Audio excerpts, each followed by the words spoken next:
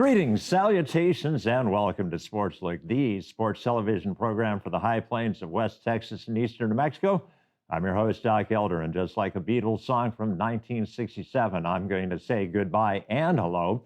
We're going to say goodbye to Greyhound soccer through having two guests, Tori Galindo and Whitney Dockweiler. We're going to say hello to women's basketball highlights in the persona of Megan De Los Reyes. We'll have a high school spotlight featuring Andres and Peyton. But as always, I'll start out with an Eastern recap.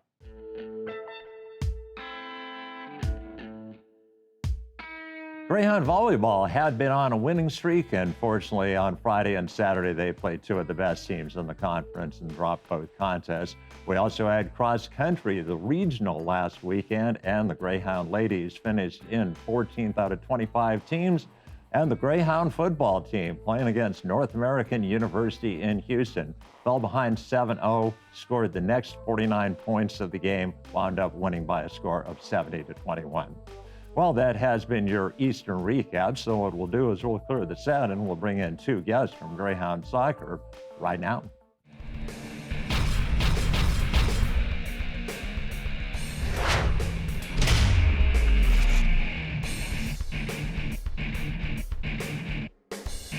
Welcome back to Sportslook, and a privilege to bring to the set of Sportslook two ladies from women's soccer at Eastern New Mexico University. We've got Tori Galindo, we've got Whitney Dockweiler. Ladies, welcome to the program. Thank you for having us.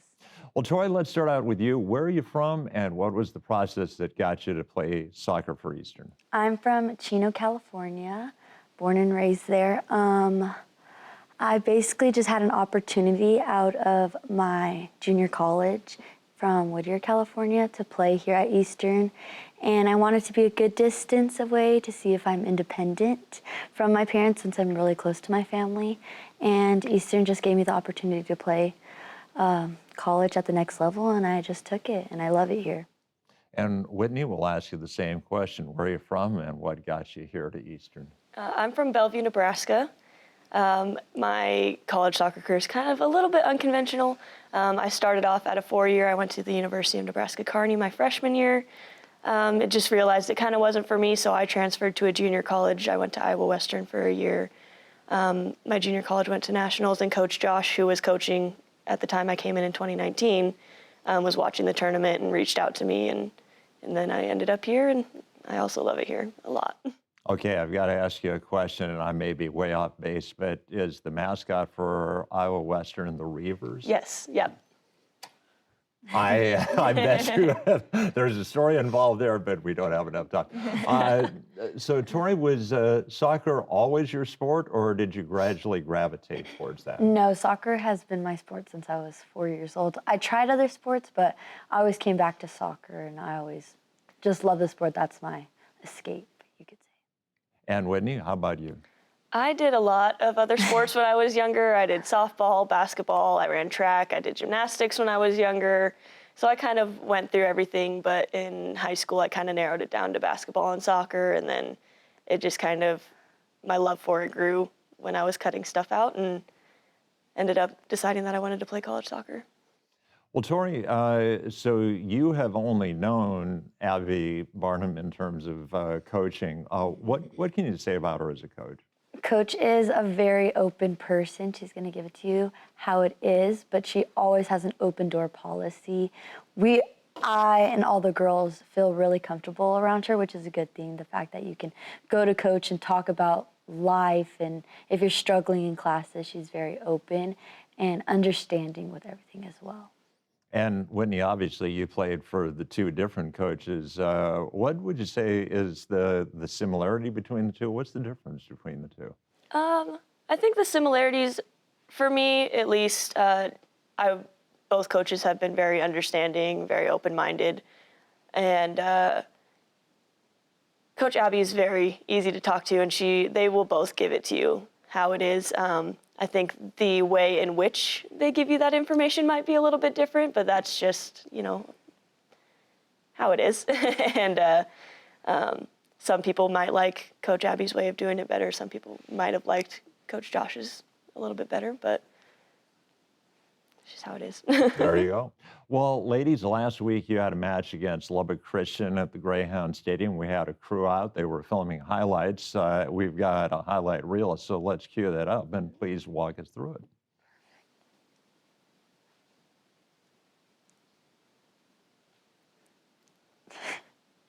So this is our senior night since it was our last home game. Really excited to face them. Whitney with an amazing save like always.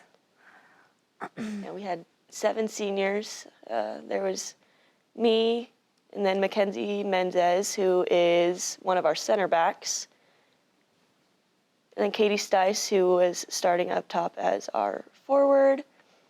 And then we had a couple of the girls coming off the bench. We had Alda and who else did we have? Brianna. Oh yeah, Brianna Tellez. This is Nina with the shot. Ballestero with the shot. On goal, she slipped a little bit. This is probably one of the better games that we played this year. Everybody came out, everybody played with a lot of heart this night, and it didn't show in the result, unfortunately, but I was really proud of how the girls played this night. Well, you were playing a really good team. Yeah, Lubbock Christian has held their own very well in this conference. Yes. And it's a very competitive conference, Yes. yeah, for sure.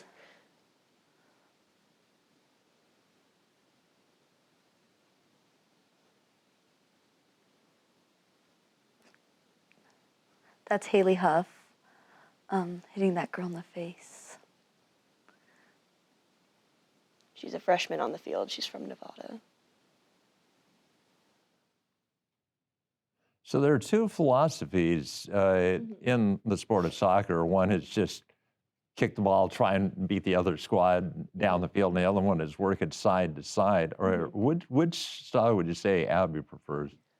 Coach Abby definitely prefers the build-up aspect of soccer, where getting the ball to each other's feet, working it up the field.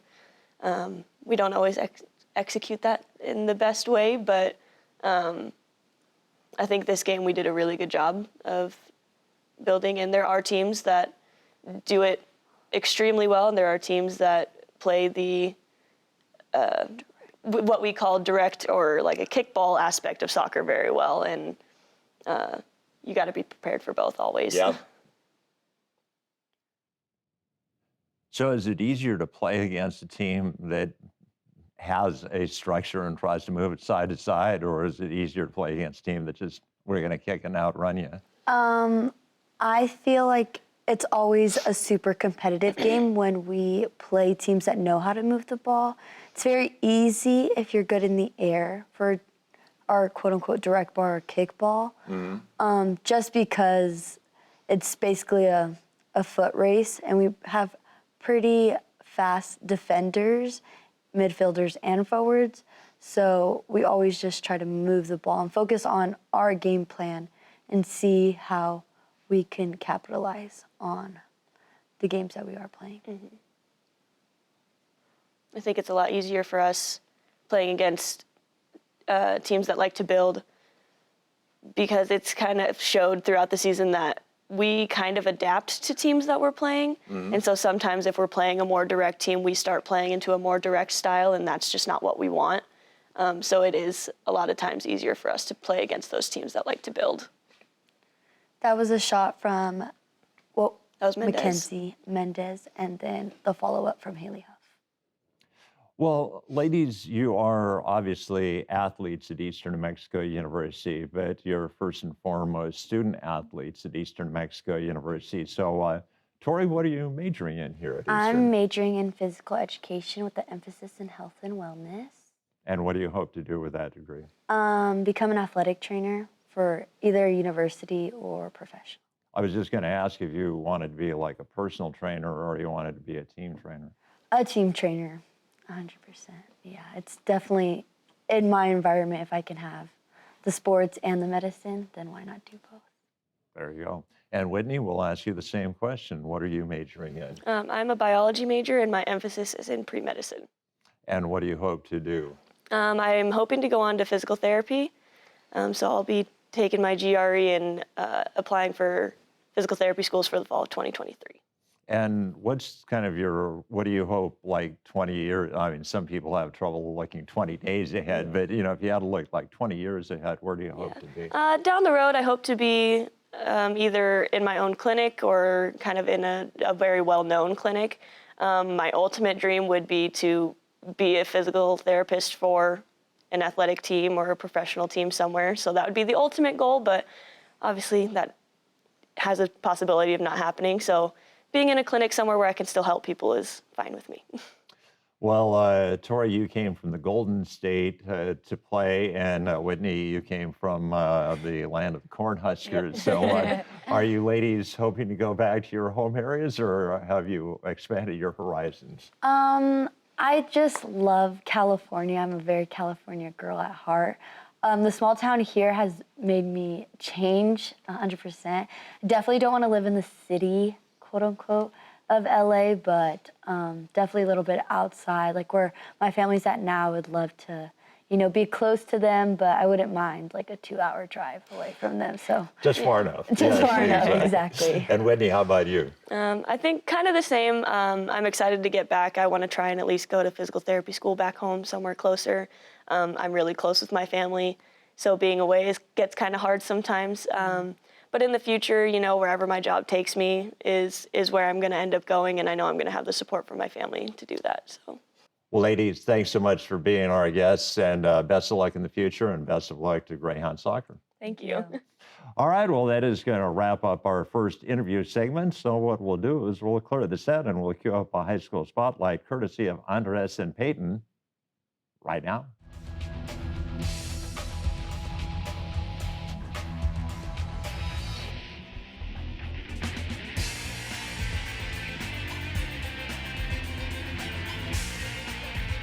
Good evening and welcome back to a new episode of High School Spotlight. I'm your co-host, Peyton Santillanes. And I'm Andres Chavez, and tonight we're going to be bringing you volleyball footage between the Portales Rams and the Albuquerque Academy Chargers in the play-in round of the 4A class tournament. Now let's get to those highlights. Academy starts the match strong. After being blocked twice by Rams defenders, number 9 Kristen Newell would launch it over the wall of Rams and in enemy territory for the point.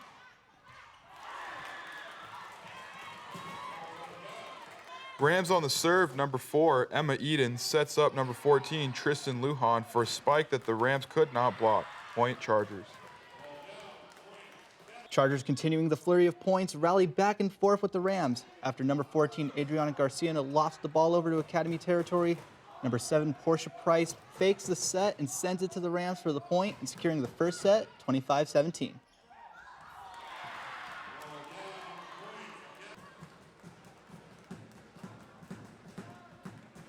Don't count out the Rams just yet. Portales starts the second set with a crafty spike of their own by number 4, Haley Disney, set up from number 8, Angelina Maestas. Rams on the serve, Academy hits it hard into Portales' side, ending with a block for the point by number 7, Emma Long. Academy, trying to stay in the set, sails the serve out of bounds by ending the second set 25-15 Portales and tying the match 1-all. Chargers trying to find a spark, but instead find Maestas, who sets it up to number 11, Kylie Payton, for the kill into center court. Mid-rally, Lujan spikes it to Rams territory, who save it and keep the rally alive, but Lujan spikes it into the right side again, and Portales was unable to save it again. The Rams come back from the spike with one of their own as number 10, Riley Schillings, finds the senior for the kill and securing set 3, 25-19.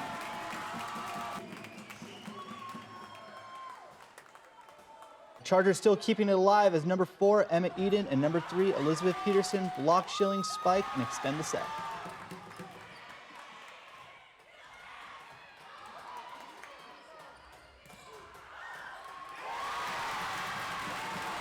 Portales with the serve, and the Chargers execute as Portia Price sets up number 11, Iona Nelson, for the spike. Nelson tries to secure another point for the Chargers, but the Rams were ready for it. Maestas finds Garcia for the match point, winning the fourth set 28-26 and defeating the Chargers in 4 sets.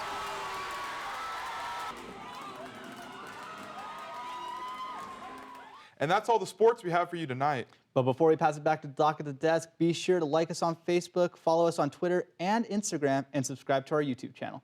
As always, I'm Andres Chavez. And I'm Peyton Santillanes, signing off.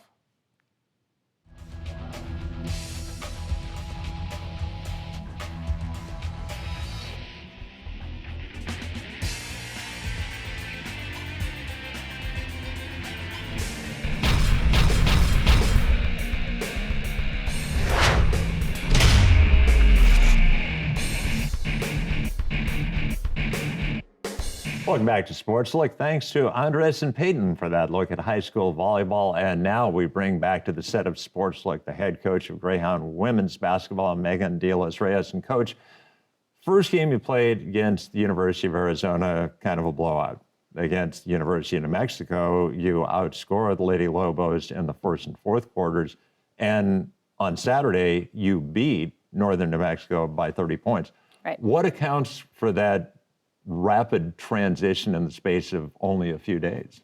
Well, I'd say I'd attribute it to everyone's hard work, and it's in practice is where you prepare for the games, of course. And 3 completely different teams that we played, and it's great. I loved our exhibition lineup because we got to see 3 great teams that play 3 different ways, and so we got to make adjustments, and we got to see where our weaknesses are, where our strengths are, what we need to work on better. The score in Arizona was tough. I mean, they're one of the best teams in the country for Division I, of course. And they had something to prove as well with a low preseason poll ranking. Sounds familiar for us. So we understood that they came out hungry, and they showed us, man, amazing pressure and pressing us all game. So I think what a lot of people missed in that game was, regardless of the score, we did some really good things on the defensive end, and we held our own rebounding against a team that has 6 players over 6'2". So I think we took some great things from that game, and then it rolled over into New Mexico, who is another fantastic team. Won the Mountain West last year, 20-5. They could win it again this year. They have some amazing all-conference players that were back. But I think, again, our defense really was our backbone. And we gave them some trouble, even though they're one of the best offensive teams in terms of taking care of the ball. 12 turnovers a game, 12 turnovers against us. They're very efficient. But then we held our own rebounding again, and we actually got to get into our offense a little bit and put 72 points on the board, which I was very proud of our execution there. And then the last game we just had on Saturday at home, 3 out of 4 quarters, we really played some great basketball. One quarter, we kind of had a slip up, took our foot off the gas a little bit and had to regroup and adjust, which is going to happen. But I was proud of how we finished the game off really strong. Well, speaking of which, Coach, we had a crew from Sportslook that was at the Greyhound Arena on Saturday filming highlights, and we've got a highlight reel. So let's cue that up, and please walk us through it. Great, will do.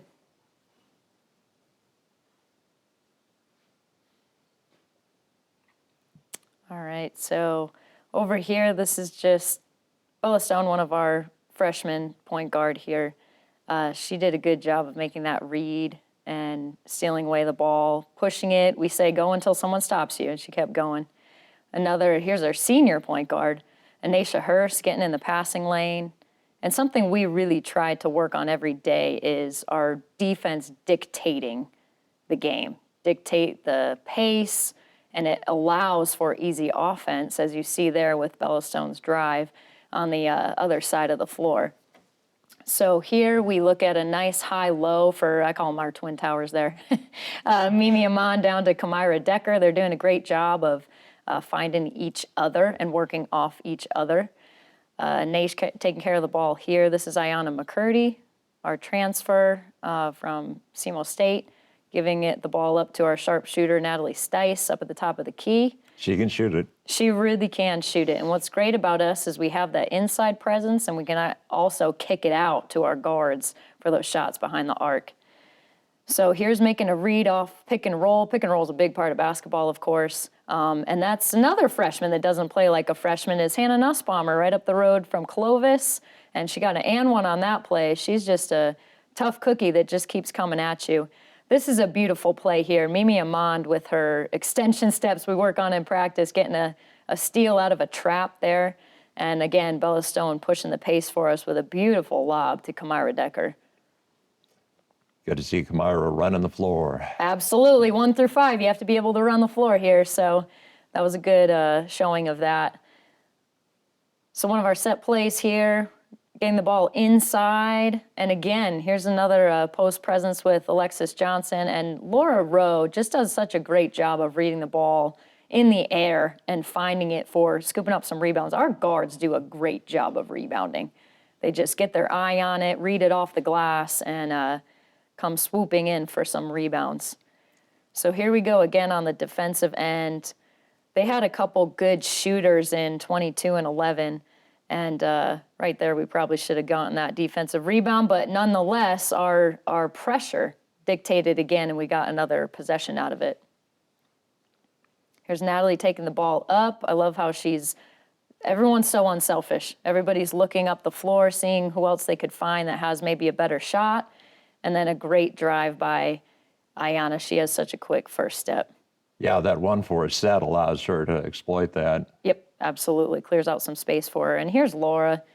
And when she sets her mind to it, she got really excited on that one because that was in the third quarter when we were really trying to push ourselves to play to our standard and our level. And that was a big 3 that gave us a lot of momentum there.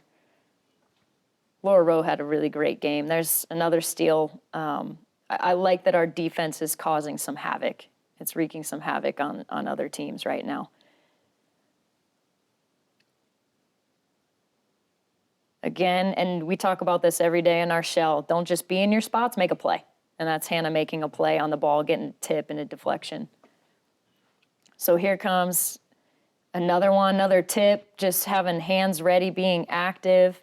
And then Aja Ross taking it all the way. Nobody stops you, keep going. Takes it all the way to the basket.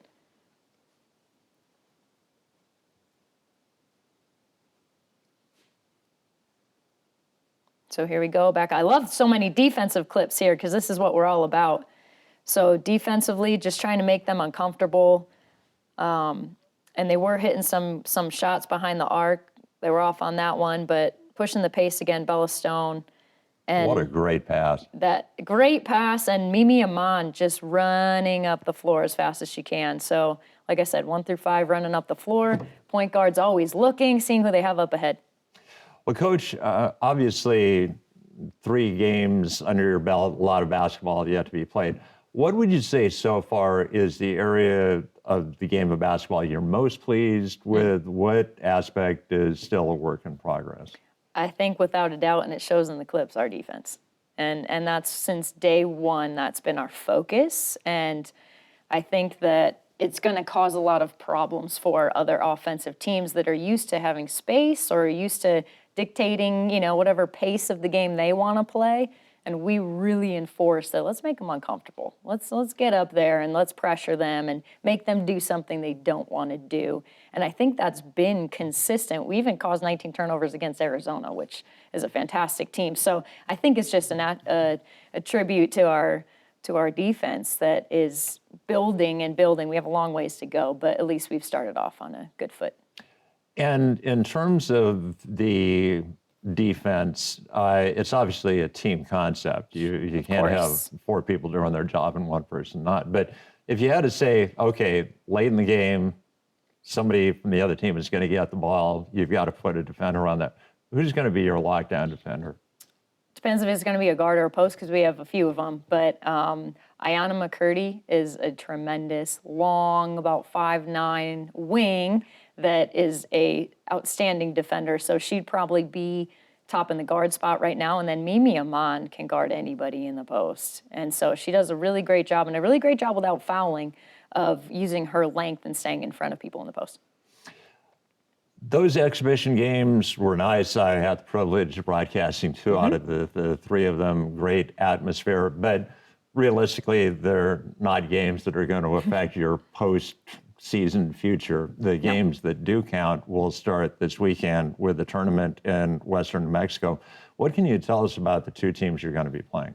So Fort Lewis is up first, and they're going to be a good team. They have a great coach, and Coach Harris, that came from Miles Community College. So he's bringing a really strong tradition of winning and competitiveness from the junior college to Fort Lewis. And he has 11 new players on the team. It's interesting when we look to scout them this week because they're a lot like us. They have a lot of newcomers. They have a new coach. It's hard to kind of tell what to expect from them. So that will be a great game to get us started. And right now, this time of year, it's really about us anyways. We can't focus too much on those other teams with the lack of film and things like that. But Northern New Mexico Highlands as well.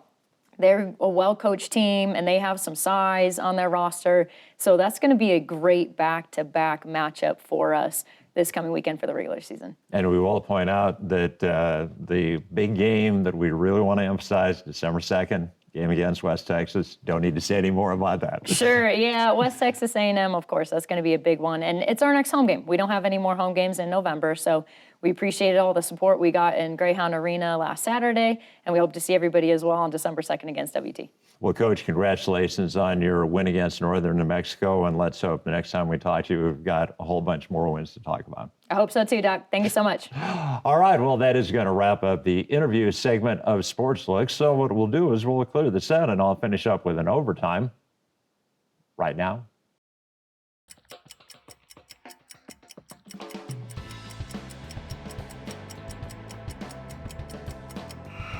Last week on Sportslook, I talked about the fact that I had seen Cam Cox, a former member of the Sportslook crew that is now the NBC sports anchor in Phoenix.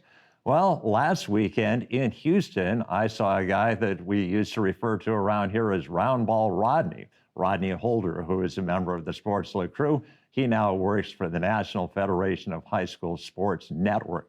So, in a minute, when we roll the credits and you see the names of everybody associated with Sportslook, pay close attention because you're probably going to see at least a couple of those kids like Roundball Rodney and Cam Cox on the big stage in a short amount of time. Well, that is going to wrap up an overtime, and that will wrap up an episode of Sportslook. I'd like to thank my guests, Troy Galindo and Whitney Dockweiler from Greyhound Soccer, Megan De Los Reyes from Greyhound Basketball. I'd like to thank Andres and Peyton for the great job of High School Spotlight, and Andres, doing double duty, was also my floor director. So for all those aforementioned people, this is Doc Elder saying, so long.